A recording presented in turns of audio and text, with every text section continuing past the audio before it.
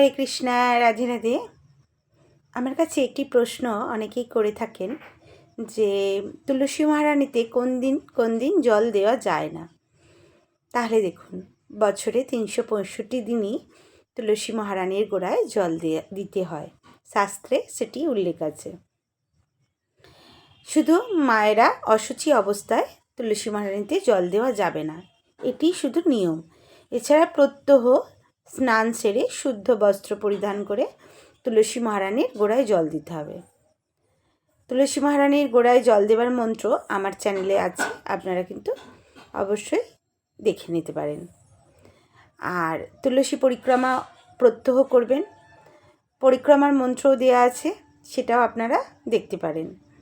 আর তুলসী দেবীর কয়েকটি নাম আছে, সেটি আজকে আমি আপনাদের জানাবো।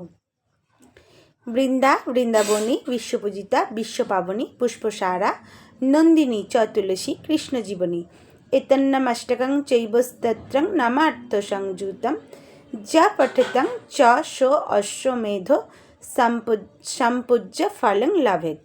মানে এই নামগুলি আপনারা যদি প্রত্যহ উচ্চারণ করেন, অশ্বমেধ যজ্ঞ করলে, একটি অশ্বমেধ যজ্ঞ করলে যে ফল পাবেন, এই নামগুলি করলে কিন্তু সেই ফলই প্রাপ্ত হতে পারবেন।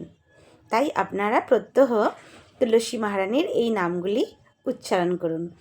হরি বল, রাধে রাধে। জয় জয় তুলসী মহারানী কি জয়।